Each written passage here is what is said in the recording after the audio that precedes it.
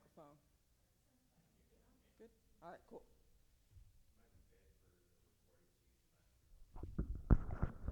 Microphone?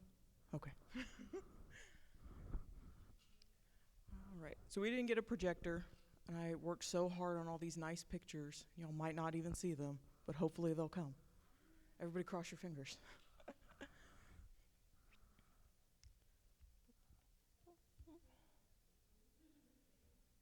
All right.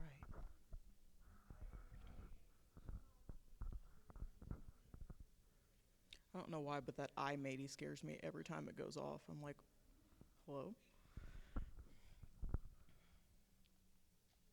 All right. Everybody here for cosplay foundation garments, petticoats, hoop skirts, all that good stuff? All right.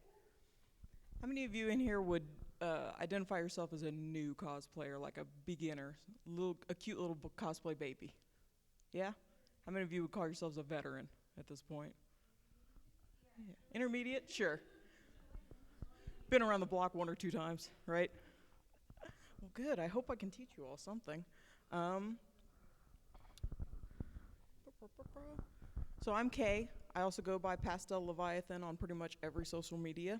Um, I've been cosplaying for like 8 or 9 years, I think. I don't remember. Something like that. And I currently go to school for costume design. So hopefully I know what I'm talking about, right? I'm sure you all hope that too. Um, so a foundation garment, I'm just gonna jump right in, is something that you wear under your clothes in order to support the outer clothes or to change the shape of your body for your clothes. And the reason why they're so important for cosplay is one thing, anime proportions are wild. And so if we're gonna get as close as we can, well, a normal human body probably ain't gonna do it, right? But we're gonna try. So, this is achieved in a number of different ways, a number of different types of foundation garments, and it's always very important that whenever you start a cosplay, you make sure that your foundation garments are one of, if not the first thing you plan. As most foundation garments will change your measurements, so there's no real point in, buying fabric when maybe your measurements change so drastically that you could have bought less or you need to buy more, something like that. Or if you're ordering it online, there's no point in submitting your measurements to the person just to be like, oh wait, I also got a corset, so could you take like 7 inches off of my waist measurement, please? I'm sure your commissioner wouldn't be too awesome with that.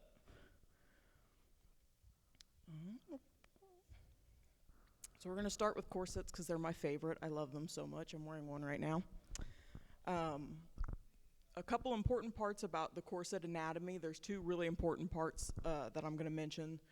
The very front of a corset, once again, I wish you could see my pictures, where it has those cute little snap closures. That is called the busk.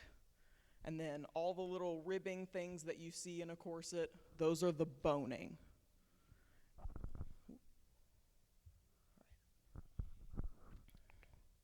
So first and foremost, whenever you start corsetry, you want to make sure you're practicing safe corset practices.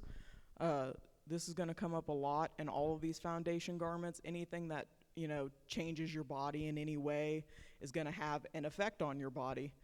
So no matter what, you want to make sure you're corseting safely, sanely, especially at a convention because, wow, we're all tired already, right? So proper sizing is very important. For a standard corset, proper sizing is usually 4 to 7 inches lower than your natural waist measurement.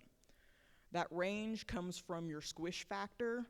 So lean muscle doesn't squish as much as soft tissue does. So if you're somebody with a lot of soft tissue in your waist, you can naturally compress more than somebody who's a bit leaner, who has more muscle there.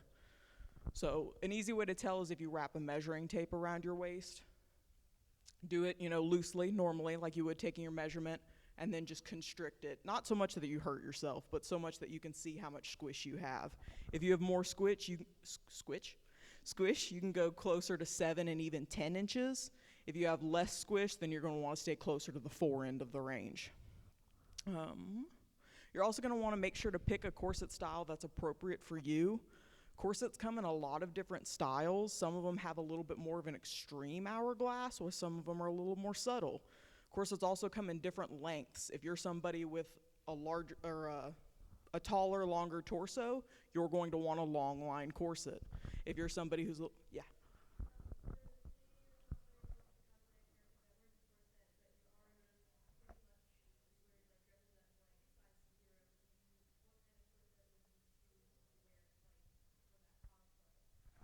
Is it like a decorative corset type thing? So corsets, you can get a corset if you want something that constricts you, then you get one smaller than your size so that it actually takes in your waist. If you want just a fashion corset, you can actually buy a corset that's your size or only like 1 or 2 inches smaller. So that way, whenever you put it on, it's not actually constricting and tightening on you if you just want it for fashion. But corsets there are a lot of corsets that'll come really small, so if you still want one that'll constrict, there are a lot of websites that you can go to and find them. Oh gosh, I'm gonna forget the name. There's one style in particular it's called I think it's called wispy, and it's specifically for like smaller, petite people. Um, So steel boning and busts are a must if you're going to do any sort of compression, like actual corsetry. If you are buying it online and it does not say steel bust, steel boning, please don't buy it. Unless you're getting it for fashion purposes and you're not constricting, don't buy it. If you're seeing it like in person and nobody will tell you if it's steel, pick up the busk, try and bend it. If you can bend it, put it down, walk away. The reason is, if your busk bends while you're in it, you're gonna have to cut the laces to get that corset off, because you're trapped. And that's just that. Also, if it's not spiral steel boning in the boning, it just won't constrict and compress you as well as steel boning will. Steel boning is just stronger.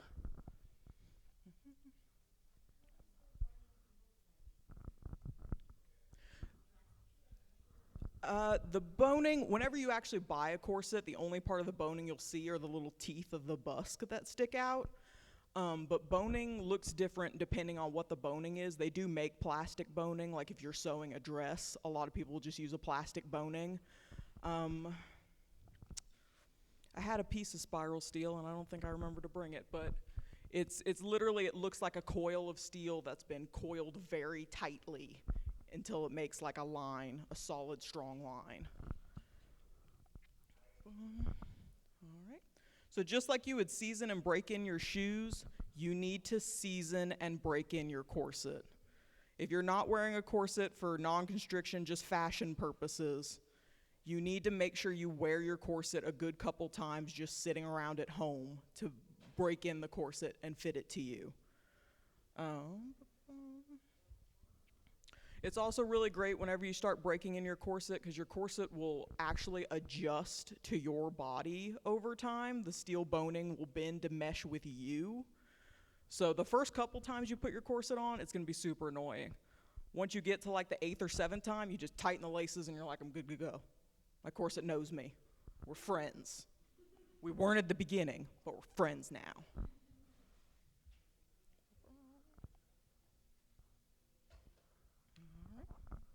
So 2 of my favorite places to get corsets, one is orchardcorset.com. That's absolutely my top favorite place to get corsets. They offer the most quality for the best price. I think I own like 5 at this point. I'm like obsessed with them. The one I'm wearing right now is an Orchard corset. They're a little bit more of a plainer corset at Orchard Corset, but it's definitely quality. If you want something that's a little bit more decorative, corsetstory.com is also a really good one. They also have really good quality as well. They also have a lot of sales, so if you're like a little bit more on a budget, check out Corset Story and just kind of keep checking back, because they have like insane sales and you're still getting the quality.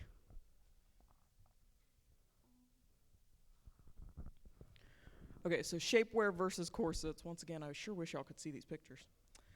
Um, so a lot of people will see like these like waist cinchers, especially since like the Kardashians have kind of been popularizing them and stuff like that. So a lot of people will like think they're the same because that's effectively what your corset's doing, is cinching your waist.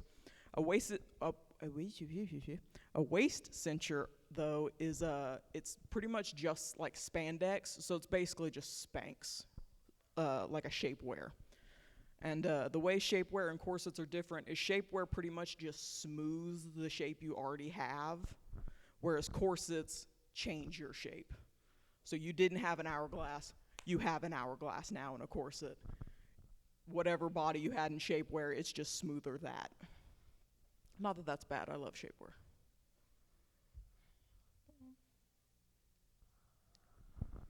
All right. So adding chest to cosplay. If you're somebody who you're cosplaying somebody well endowed, or you're cross-playing a female, there's a couple different options that you can do.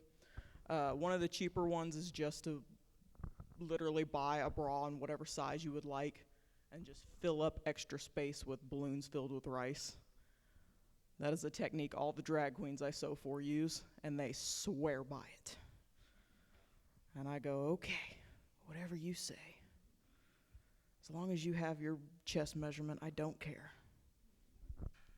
Another thing that I've been seeing recently is breast forms, or some people call them literal breastplates, which is cute, but it literally looks like fake boobs made out of like foam and fabric, and it's really great for if you have like a super revealing cosplay and you don't even want the chance of anything. Put a literal breastplate on top.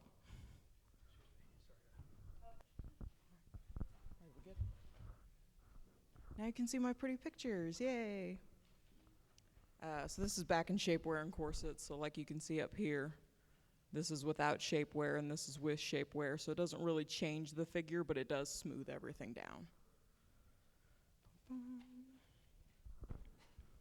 And these were the literal breastplates I was talking about there. One other nice little hack that drag queens once again have taught me to add chest is just to contour your chest, like you'll see in the image down below here. Oh, well, y'all probably can't see it very well, but basically just adding like a bronzer contour and a V on your chest will appear as if you have a larger chest. And then just as a let's see, well-fitting bras are also supported by the band and not by the straps. So if at the end of the day, whenever you take your bra off, you hurt here, your bra doesn't fit right. Make sure it's fitting down here first.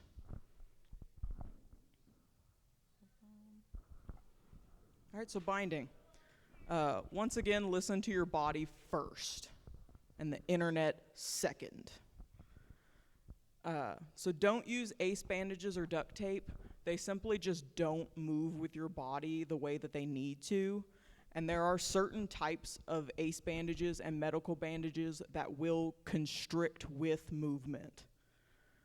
Therefore, like a boa constrictor is just getting tighter and tighter and tighter around you. That's bad. That's very bad.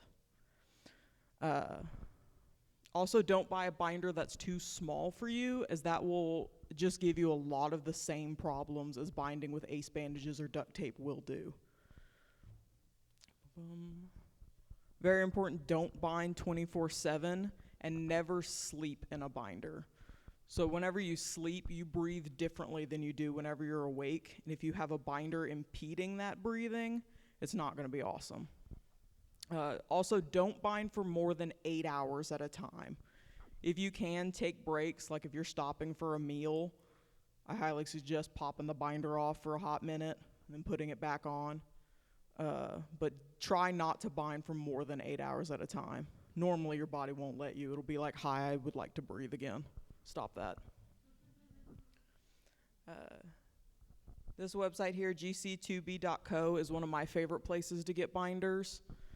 They're really great prices, and they also have a lot of really great sales. I like it a lot.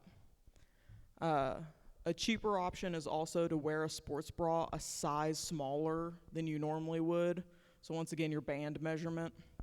Uh, Always look for something that says high impact, no bounce, or some iteration of. Those are the ones that are actually going to be the sports bras you need them to be, rather than the sports bras. For open-chested binding, a lot of people will once again resort to the duct tape pull to the side method. I just don't believe in duct tape binding. I don't think it's good for you. As somebody who used to do it, do as I say, not as I do, children. But these muscle shirts are a lot more common nowadays, especially as cosplay gets bigger, and that's what I would personally recommend for open-chested binding.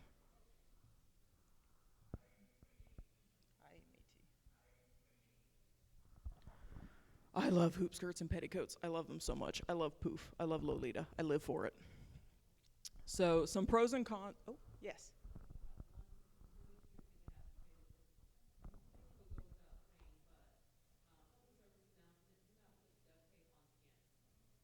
It's real bad. It's real bad.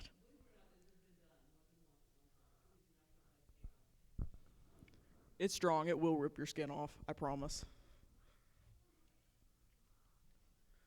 So pros and cons to hoop skirts and petticoats. So for petticoats, it's a lot easier to sit down in.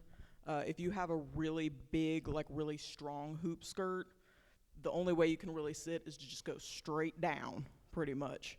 Chairs aren't a thing for you anymore. That's not a thing. It'd be really funny. I'd love to watch you do it once or twice, because it's really entertaining the first two times. However, petticoats are a lot hotter. If you want to get the same amount of poof a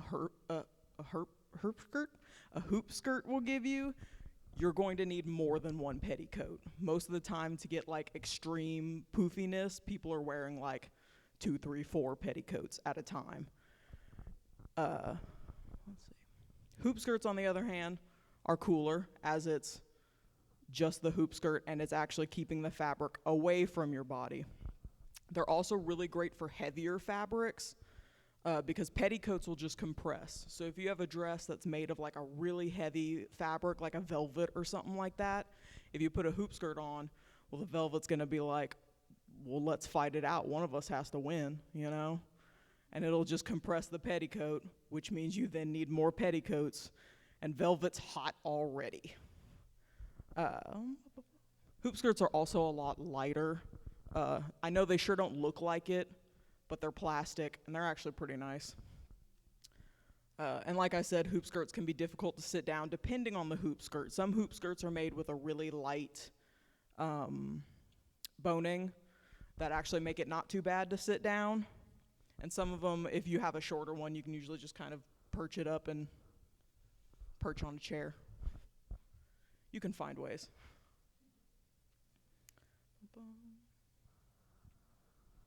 So like in this one, once again, you see the petticoat is a little bit smaller than the hoop skirt on its own.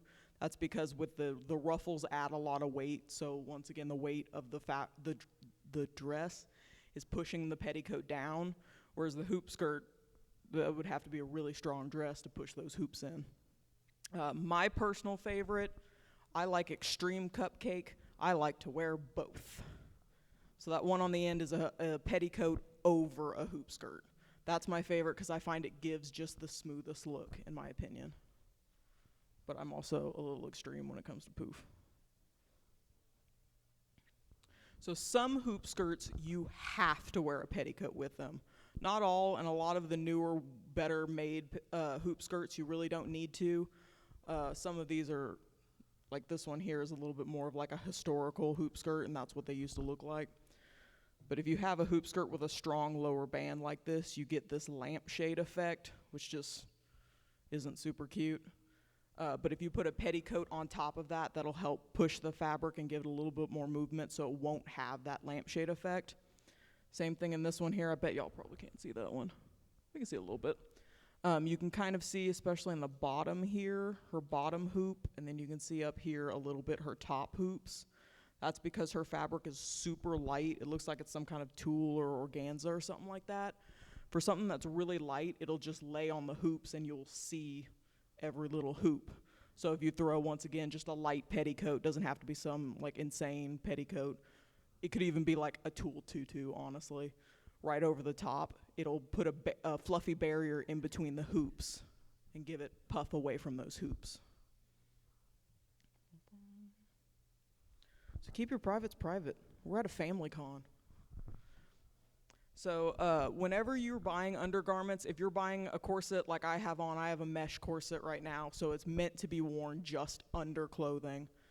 If you're buying a bra, if you're buying a binder, if you're buying what have you, I always recommend getting it in nude tones, even if it's not like perfect to your skin tone. Just a nude tone is always better than a white, because white will show through white, but nude won't show through white. So I just always recommend trying to get things in nude, because like it's fine to have, you know, a black corset for my black dress, but then I don't want to buy another $80 corset for my white one, but I also don't want you to see my black mesh under my white dress. So I like nude. Nude tights are the best. I love them. I'm wearing some now.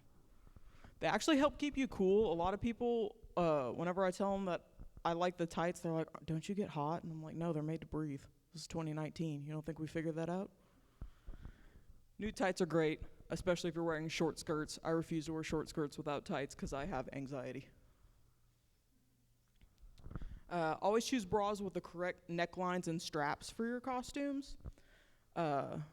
Straps are definitely a big thing. Whenever I invest in like really high quality bras, I like to get the ones with like the transforming straps, so you can like unhook them and make them crisscross, or make it a strapless, just because I get to use that bra with a lot more things.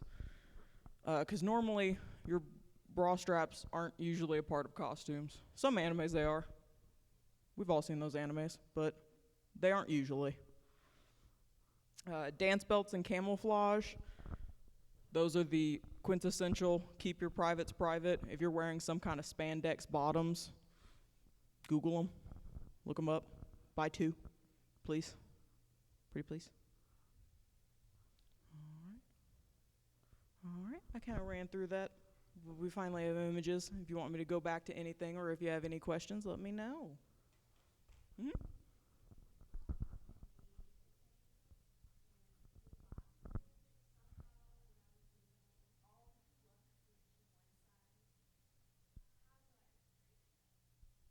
So whenever you made the petticoat, were you doing like a gathering on the bottom or on your layers? Is that what you were doing?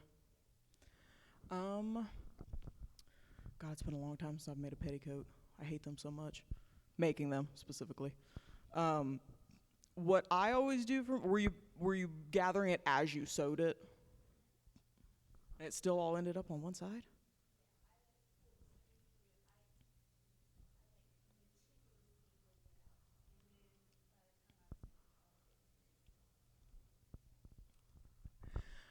Well, it's hard to say without like having seen you do it and seeing the petticoat. But what I assume happened is your fluff probably got pushed as your machine was sewing it. So normally whenever you're sewing petticoats, make sure your tension isn't super high. Make sure your ruffles are not against the feed dogs. Make sure they're up against the presser foot, because the feed dogs will just grab your fluff and take. So you want to make sure it's up top, and then pin like 20 million and 50 pins, and then just go nice and slow and gentle with it. Because I'm assuming that's what happened, but I'm not sure without having seen you sew it.